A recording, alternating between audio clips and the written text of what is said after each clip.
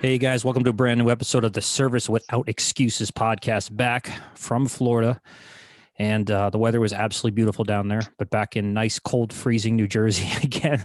And I've got a very, very special guest. I've been dying to get him on here. He's actually the guy I wanted to have first on, but he's a very, very busy guy. But he's going to talk to you tonight about how he runs multiple service-related businesses at the same time, and that how he's able to do that. Now, full disclosure, John and I used to be business partners at one point in time when I lived in New York. And John had kept me on as an advisor to him. And to this day, I'm still an advisor to him. So, John, Tuseo, what's going on, brother? What's up, Rob? How you doing, my friend? Good, man. How's New York? Excellent. Nice and cold today, Rob. 12 degrees going to be this weekend. And unfortunately for some people, I'm hoping for their pipes to freeze. I'd imagine you are. So John has a company called JRC Home Services, and JRC Home Services, from what I gathered, you correct me if I'm wrong here, John, gathers an encompassment of a couple different companies. One is a water damage restoration company. One is a carpet and tile and grout cleaning, upholstery cleaning company. And then you also own another franchise business that is, I don't know if it's part of this or it's something different, that does sewer and drain cleaning, I believe. Is that correct? Yeah, yes, correct. And also the water damage and mold, and I'll explain how I intertwined everything and why. That's awesome, man. And I know you also do dryer vent cleaning. Dryer vent cleaning, yes, and installation, yes. 100%. That's awesome, man. So, John, what I think our listeners would get a lot of about, well, first of all, tell us a little bit of your background. I know you didn't start in this type of business. You were actually a DJ at one point in time. A rather famous DJ. Yes. So I, in all these businesses that I've started or got involved in, carpet cleaning, dryer vent cleaning, sewer and drain cleaning, water damage, mold, everything. One thing that I can say, and I guess I'm proud of this, is I have never worked for one of those type of companies. I never worked for a carpet cleaner. I never worked for a drain cleaner. I never worked as a dryer vent cleaner. Even the water damage that I got involved in, I never worked for a water damage company. I got subcontracting work from this guy, Weir Freak. And you have to have guts to do that. Right. You have to have guts. You have to have confidence. And let me tell you, when I say you have to have guts, you really have to have the stomach for it, because there's nothing like I've ever experienced going into someone's house for the first time, and you may not have ever did it before. Right. And, that was always the scariest thing. Prior to any of these businesses, I wrote dance music, and I was a rave DJ in techno, one of the early techno DJs here. And that's how I learned marketing, because once again, I became a rave DJ, techno, house music, and wrote dance music and never played a musical instrument. So there I was again, never for someone or doing something prior. And that I started as a young child. I would think I was 12 or 13. I sold my dirt bike and I wanted Techniques 1200s turntables. So I remember the first time I ever played in front of a very, very large crowd. There was probably about 7,500 people at a club called Exit in Manhattan. And I was going on at 11 o'clock at night at a big, huge show. I mean, big, big show. And I'll never forget, some of the most famous DJs in the world were there playing and opening up for a really, really famous one. His name's Derek May. So I went to take the needle for the turntable. You have to pick it up and put it on the record at the time, Right. So I'll never forget this, Rob. I go to pick up the needle, and my hand was shaking, trembling so bad. My friend Lewis pushed my hand aside and put the first record on the turntable for me. I couldn't do it. My fingers were trembling so badly. I couldn't do it. It was unbelievable. So that was my first lesson of getting thrown into the fire pit of, oh my God, I can't believe this. And that's how I've done it with business. And, just the main thing that I tell people is you have to have guts. You have to have the courage, and you have to be able to fail. You have to be able to be willing to fail. Something I heard about today. I was listening to Curtis Wheeler. We both listen to WABC, and I'm listening to him today, and he's talking about fighters, and he's an honest to goodness street guy that has mastered martial arts. He's an older guy now, but he's still somebody you probably will not tangle with quickly. And he's talking about, he goes, a great fighter, a great martial artist is not somebody that can kick, punch, quick, fast. The best martial artists, the best people at that are the ones that can take a punch and take a beating. So What you just said is very profound to that. You have to be able to take it in order to give it. If you can't take it when everything is down, you're not going to be able to rise up, so to speak. And I think that's very profound, those words you just used. Well, yeah. And I remember years ago when I was younger in business, like for instance, I just had a great 3 months, non-stop action, non-stop working, exhausted, where my body's physically tired. And the last 2 weeks now have been dead slow. Okay? Years ago, I would go into full panic mode during this. Now, 17 years later, today I was getting antsy, and I'm always scared. I'm always on high anxiety. I'm always nervous, and I'm always scared. Now, some people will get anxiety and be scared, and I can't do this. I can't do this. Where me, with the anxiety and the fear of losing everything, I use it to motivate me. I use it to make me do it. I'm a huge procrastinator. I will leave paperwork for 2 months and not want to do it because it's just who I am. And then the fear kicks in. And when the fear kicks in, it makes me write 100 hand letters to plumbers today. And the fear kicks in, and I make sure I mail them out, and I make sure I don't procrastinate. I make sure I do the paperwork. And then the phone rings with a big water damage job. And it's almost like the universe is watching over me, and knowing that I'm constantly battling, constantly trying to get ahead and never giving up.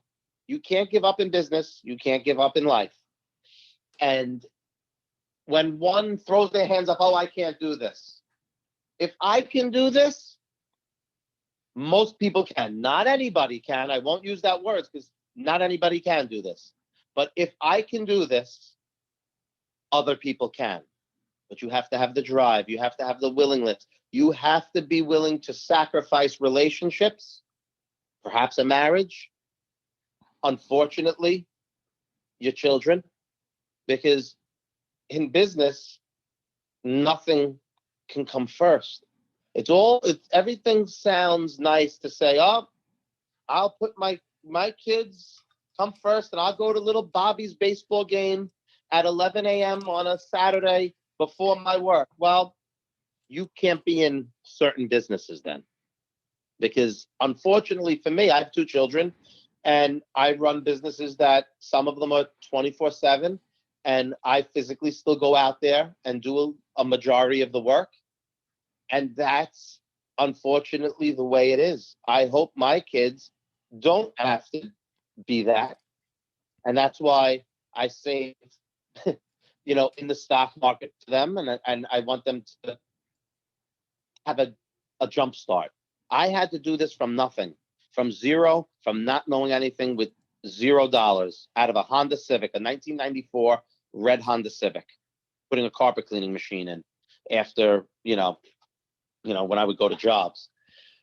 And I motivate myself by, I want to give my children a head start. I want my children to start with $250,000, where I started with negative $4,000 because I put it all on a credit card to buy my first carpet cleaning machine.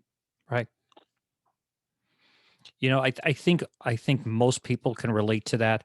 Most people that are in the service businesses usually don't come from the trust fund club or inherit it, and you can usually tell the ones that have, even if they're successful on paper or they seem to be successful, their mentality is very immature. And we've all met people like that over the courses of our careers, where they just, you just talk to them and you're like, wow, man, you never really paid your dues, did you? Just daddy gave it to you. And there's something to be said for something that build something from scratch, from nothing, or worse, as both of us have done in the past, to building up and having that drive.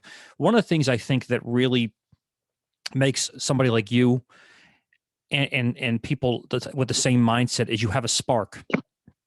And just like a spark in a car with a spark plug, you go to turn that car on, that sparks. And there's going to be a spark there, and that that spark is going to create action. You're going to say, "Hey, I got this. Has to be done. This can't." And you know me, I never wait on anything, so I want it done yesterday, and I want it done exact. And I don't have a whole lot of patience for being reactive. I'm entirely more proactive.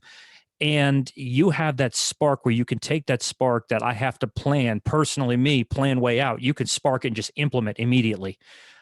Where it takes a lot of people a lot longer to have that spark. That probably goes back to being in the music industry, where you knew it was highly competitive.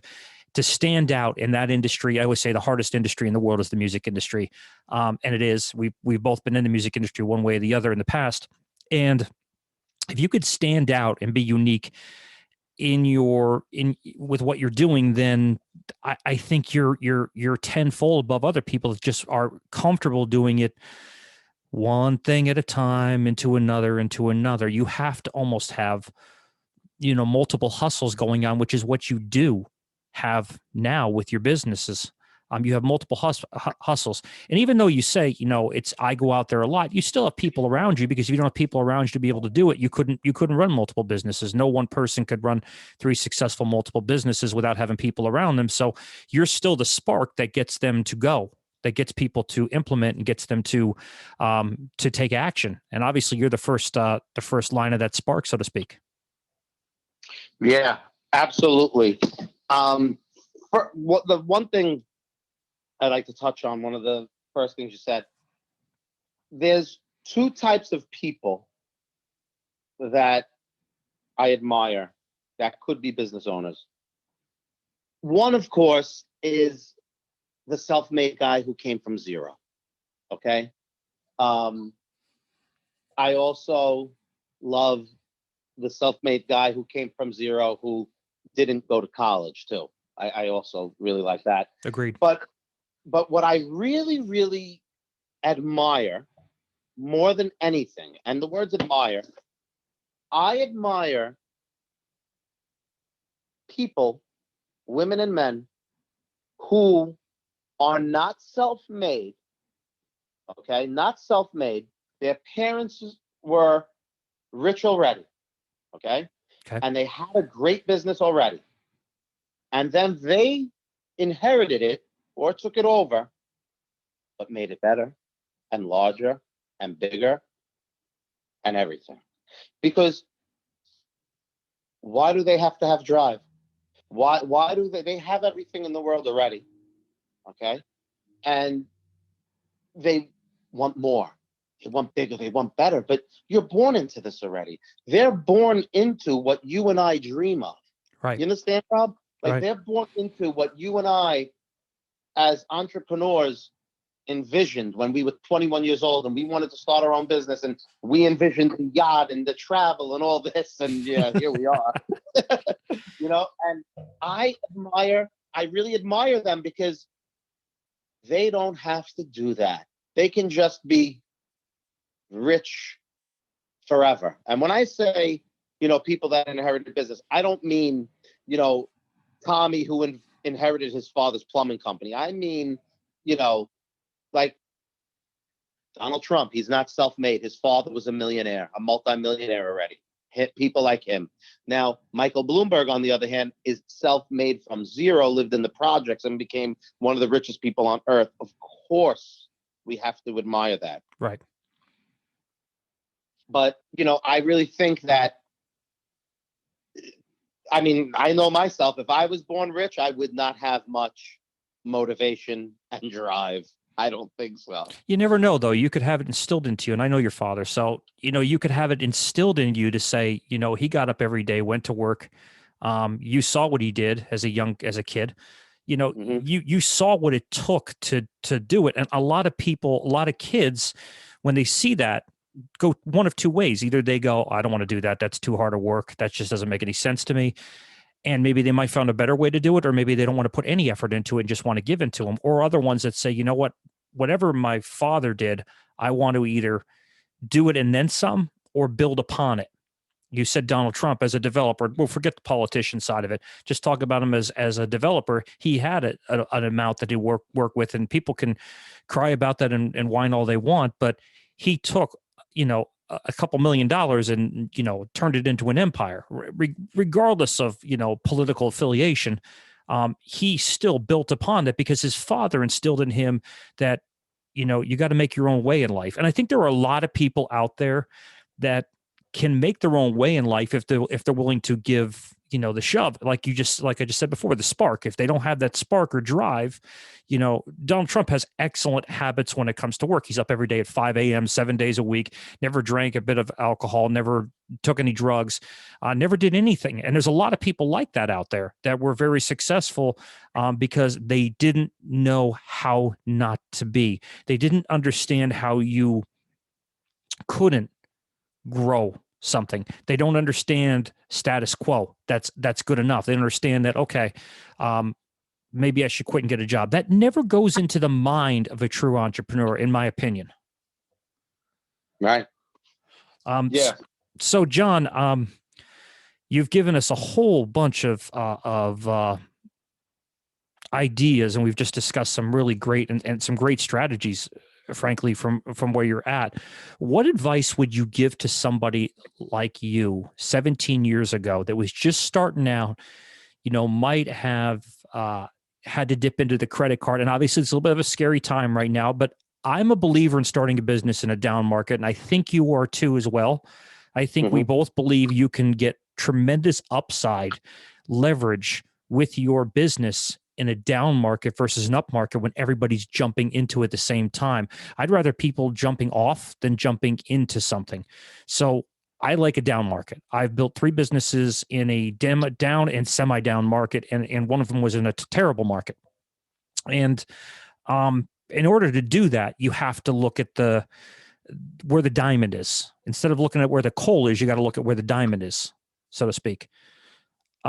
What advice would you give to somebody going back 17 years? It's amazing. I've known you that long too, pretty much. Yeah. What would you give to somebody like that? Well, I'm going to tell you my true secret to success.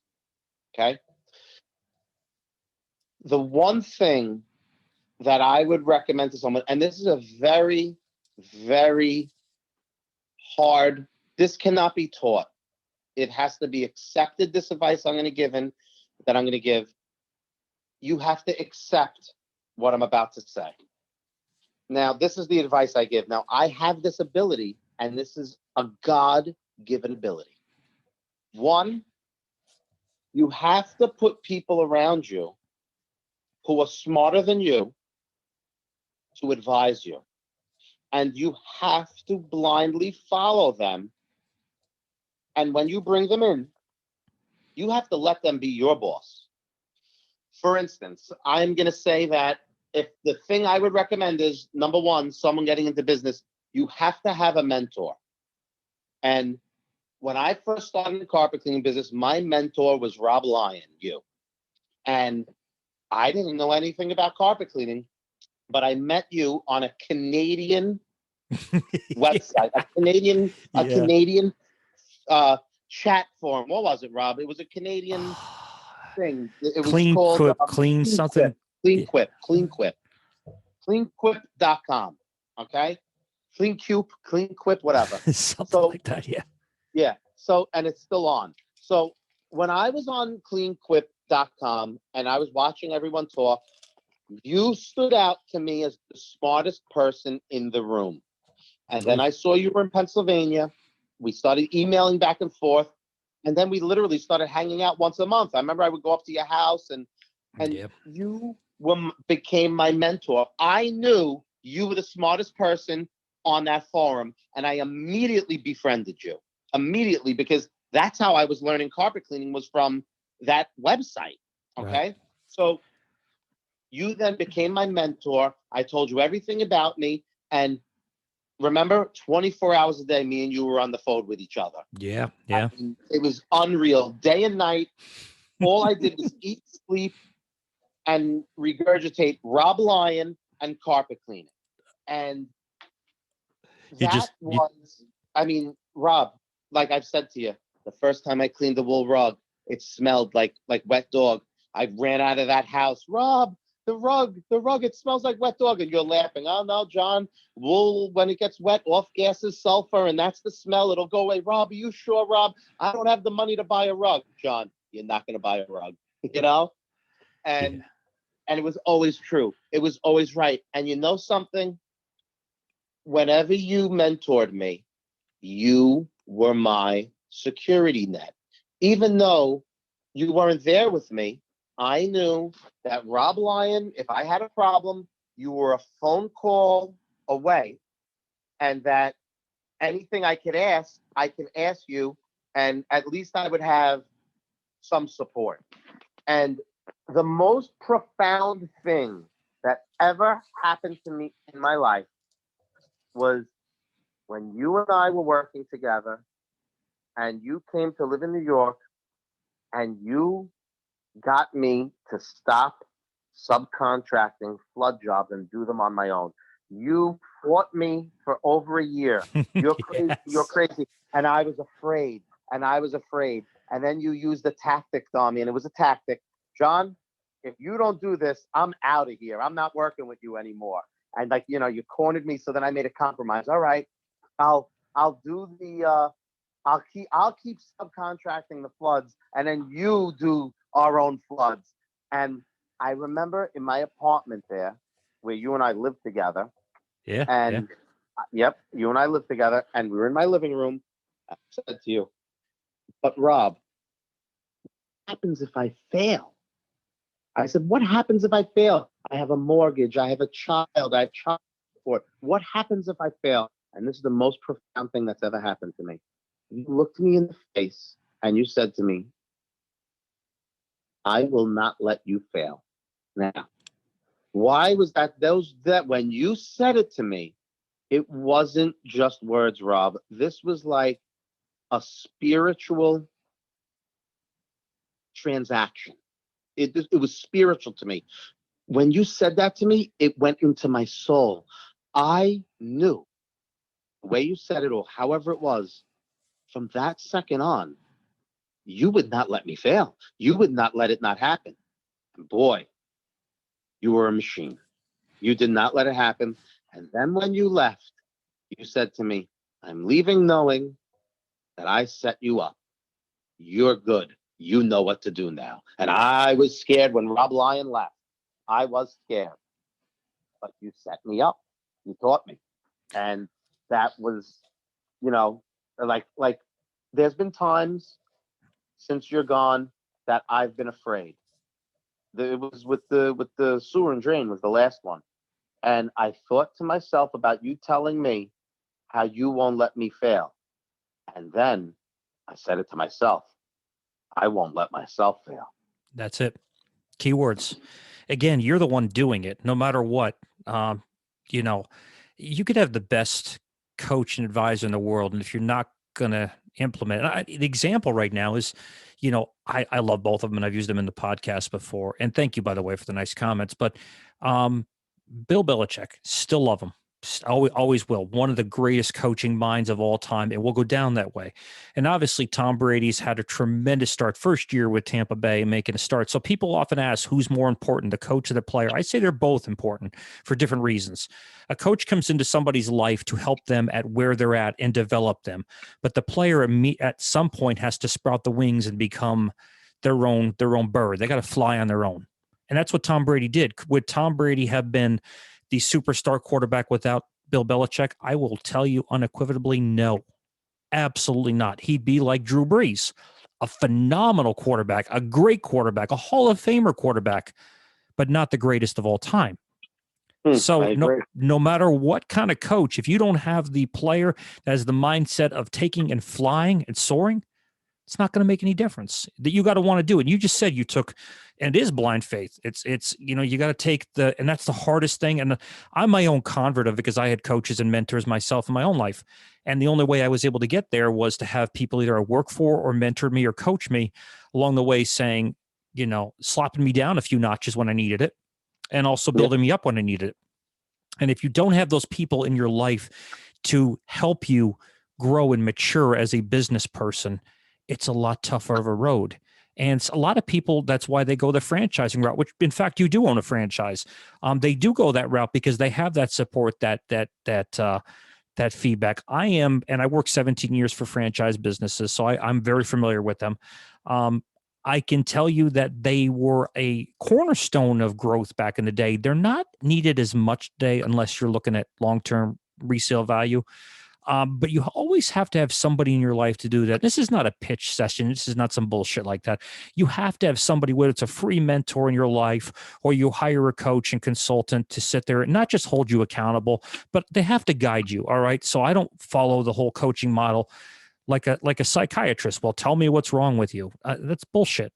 And that doesn't help anybody. You have to be able to think on your own. And if you can think on your own, just like Tom Brady did, you're going to fly. And I think it takes two people to do it. I always often described our business as the odd couple. And for people like you and I both understand, as we were partners, you were definitely a Felix and you were definitely an Oscar and I was definitely a Felix. The secret sauce of the business was the fact, and your father identified it, is you being Oscar, the mega personality, the huge personality, and also having the Felix being analytical and detailed, and or you have to have some of that in order to grow. So the reason the team worked, I think, with Wet Out Now and things like that did work, is because both pieces of the pie, just like Belichick and Brady, embraced each other and made it work. And I think people need to have that in their life. I know they need to have it in their life. It doesn't matter what it is. Again, if you're starting out from scratch, get somebody as a mentor. Like you just said, they're out there. There are people out there that will help you along the way. They'll do it unintentionally many times. They're not looking for anything. And then you get into it where, you need to hire somebody to really help you get to that next level and see things you will not see, nor will you probably ever see because you have certain blinders on. Everybody has them, including myself, including you. You have those limiting things. And if you don't have that person to look at it from the outside, you're going to really limit your growth and limit your potential. And then again, that's why franchises have had that growth in the past. So in closing, because that went very fast, we're almost at 30 minutes, John, I need to have you back on other podcasts. There's a whole bunch of other things I'd like to run by you, but the focus of today's was honestly about, obviously I'm tremendously happy and proud of what you've accomplished with your companies. And there's no doubt people will hear from you. You'll be a multimillionaire in no time. There's no question about that in my mind. Because you have that spark, you have that hustle, and you have that Brady mentality. That's a fighter. That's a winner, so to speak. Yeah, Rob, I definitely want to be on this more often because I would love to, I could talk and talk and talk. But the main thing is, Rob, you have to submit and put people around you that can teach you. I have my cousin helps me. He mentors me. Yeah, he's a good guy. Drain cleaning. He's made me do things with plumbing and this and that I could never have thought that I can do. So he is you now to me.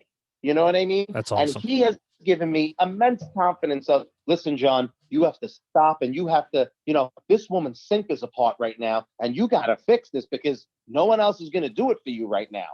And then I got to, pick myself up by the bootstraps and get it done. So the most important thing is a new entrepreneur needs to be selfless and surround themselves by good other successful entrepreneurs. Because Rob, you know this, someone who's already successful in business will help someone who's just starting. Because I'm not, this kid Tommy I met, he's a drain cleaner that knows nothing about marketing, and he's 23 years old. He's not my peer. He's never going to be my competition. I'm old enough to be his father, So if he had a brain, he would want to pick my brain and learn and call me every day. Now, I offered it to him, never got a phone call. He did refer me a job once, but he doesn't understand that the knowledge that he could learn from me will take him from making $1,500 a week to $7,500 a week. Right. Yeah, it's mindset. And a lot of what I talk about in this podcast is mindset. You either have to get in the mindset of doing it. For example, I was at a meeting tonight and they wanted to go out and have some drinks and talk. And these are some powerful people in Jersey. They're very influential, and it would have been nice to do that. But as I said to them, thank you so much. I appreciate the invite, but I've got a podcast to record. They all know how I am about the podcasting thing. So, you have to take priorities and say, no matter what's nice and easy to do at the time. Yeah, I want to go out and have a couple of drinks. I just got back into New Jersey, worked hard all day in the cold. Was on the phone with people nonstop from that point on, from 7:00 this morning. Your commitment is, I needed to be here to do this. This is my commitment to this podcast. This is commitment to anybody that listens to this podcast. And I know you're the same way. You've got to be willing to learn to grow. And if you're not willing to take the advice, sometimes people are not ready for it and it takes time. But sometimes people just think that this is all there is and that's it. And it's a dark place to be, and it's unfortunate. But there is sometimes that mentality. It can come from being a child and what you grew up, the environment you grew up around, and not having that person there, that maybe parental figure that was there to give you something. There's many reasons why a person is not ready for that situation. I always work best with people that played sports. You played sports. People that have sports mentality, they know it's a teamwork atmosphere, and you need to be able to have that trust in a coach or in a peer or a mentor or whatever. You got to have that ability to be able to trust that person. So, John, any parting words for our listeners here today on the Service Without Excuses podcast? Yeah. The parting words I would say is that you have to engage in consistent action. Engage in consistent action. And like you taught me, robotic marketing. You have to, so I use the phrase engage in consistent action. I love it. I wrote sort of down. Yeah. And also, fear is always false evidence appearing real. Always false evidence of appealing real. False evidence appearing real. Wow. That's some profound words, man. I hope our listeners realize the gold that just came out of your mouth. So, John, thank you so much, man. Let's do another one. I know you're in your busy season, so I'd like to get you back at least once every quarter. I know, again, you're very, very busy. I'm a busy guy, man, but I think you put me to shame. So. Oh God, Rob, you don't understand what goes on. Rob, can I give a shout out on the Absolutely, podcast? Man. Absolutely. I'd like to give a shout out to the Gothic Wheelers Motorcycle Club in Long Island. Okay, cool. Stay Gothic. Stay Gothic. All right, brother. Have a good evening. Thanks, man. All right, bye. Bye.